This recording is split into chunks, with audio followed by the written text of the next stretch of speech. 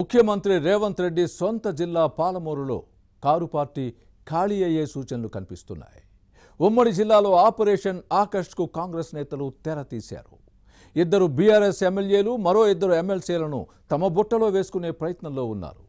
జిల్లా మంత్రి జూపల్లి కృష్ణారావుతో పాటు మరో సీనియర్ మినిస్టర్కు ఈ బాధ్యతల్ని అప్పగించింది పార్టీ నాయకత్వం. ఒక ఎమ్మెల్యే ఈ నెలాఖరుకు హస్తం పార్టీ గూటికి చేరే అవకాశం ఉంది. ఇంతకీ ఎవరా శాసనసభ్యుడు? మిగిలిన ముగ్గురు ప్రజా ప్రతినిధుల పరిస్థితి ఏంటి? What's the story?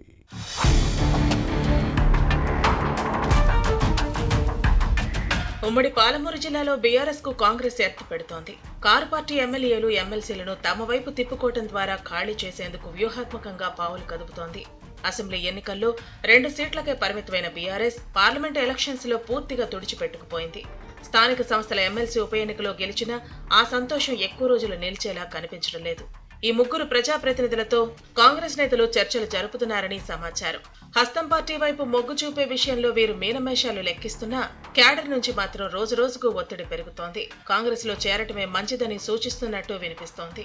Car party అధికారంలో ఉన్నప్పుడు తమ ఎమ్మెల్యేల ద్వారా పనులు చేయించుకున్న నాయకులు కార్యకర్తలకు ప్రస్తుతం పప్పులు ఉడకటం లేదు. ముఖ్యంగా పోలీసు అధికారులు తమ మాట వినటం లేదన్న ఆవేదనను వ్యక్తం చేస్తున్నారు.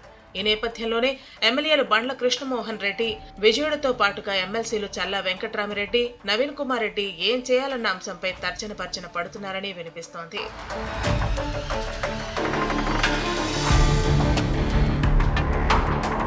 తెలంగాణ ఆవిర్భావం తర్వాత ఉమ్మడి పాలమూరు జిల్లా 2014-2018 శాసనసభ ఎన్నికల్లో బీఆర్ఎస్ కు కంచుకోటగా మారింది.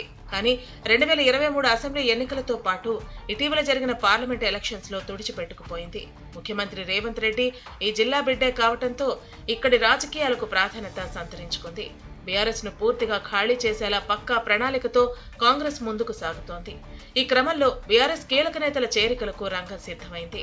ఉమ్మడి జిల్లాలో మొత్తం 14 అసెంబ్లీ స్థానాలుండగా 12 చోట్ల కాంగ్రెస్ ఎమ్మెల్యేలు ప్రాతినిధ్యం వహిస్తున్నారు.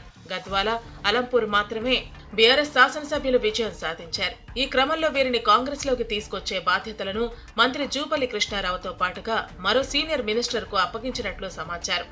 ఈ మేరకు జూపల్లి గద్వాల ఎమ్మెల్యే బండ్ల కృష్ణమోహన్ రెడ్డితో మరో మంత్రి ఎమ్మెల్సీ చల్లా వెంకట్రామిరెడ్డి ఎమ్మెల్యే విజయుడితో కర్నూలు వేదికగా చర్చలు జరిపారనే టాక్ ఉంది.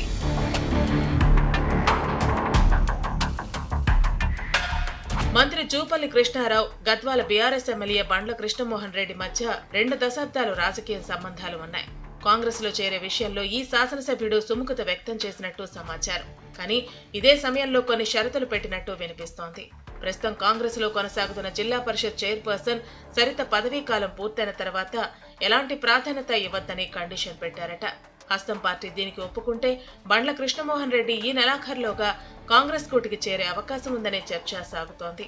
తనను నమ్ముకున్న వారికి న్యాయం జరగాలని ఈ నేత భావిస్తున్నారు.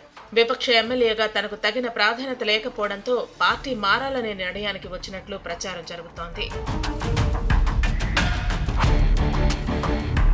మరోవైపు అలంపూర్ కారు పార్టీ ఎమ్మెల్యే విజయుడు, ఎమ్మెల్సీ చల్లా వెంకట్రామిరెడ్డి కాంగ్రెస్ లో చేరటంపై స్పందించలేదని సమాచారం. కానీ బండ్లతో పాటు చల్లా తమ అనుచరులు, పార్టీ నాయకులను సంప్రదిస్తూ వారి అభిప్రాయాలను తీసుకుంటున్నట్లు సమాచారం. హస్తం పార్టీకి గద్వాలలో ఉన్న పరిస్థితి అలంపూర్లో ఉండదు. ఏఐసీసీ కార్యదర్శి సంపత్ ఆధిపత్యం ఇక్కడ కొనసాగుతోంది. అసెంబ్లీ ఎన్నికల్లో విజయుడిపై ఓడిపోయారు.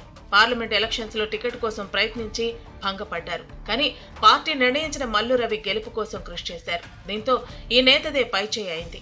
ఇక్కడ సంపత్ను కాదని వేరే వారికి ప్రాధాన్యత ఇచ్చే అంశం ఉత్పన్నమే కాదని భావిస్తున్నారు. ఏది చేయాలన్నా ఈ నేత అంగీకారంతోనే జరగాలి.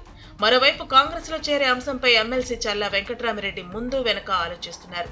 20 ఏళ్లుగా కింగ్ మేకర్ గా ఉన్న చల్లా ఉన్నపళంగా తనను పిలిచి ఎంతో గౌరవించిన బీఆర్ఎస్ ను వదిలి కాంగ్రెస్ లోకి వెళ్లాలంటే ఎలా అని సందేహిస్తున్నారు. ఒకవేళ కాంగ్రెస్ లో చేరిన తర్వాత తన చేతిలో పవర్ లేకపోతే ఏం చేయాలన్న ప్రశ్నలు ఈ నేతను వేధిస్తున్నాయి. అయితే చల్లా ఏ దారిలో నడిస్తే అలంపూర్ ఎమ్మెల్యే విజయుడు కూడా అదే బాటలో వెళ్లే వ్యక్తిగా ముద్రపడ్డారు. దీంతో చల్లా నిర్ణయమే కీలకంగా మారింది.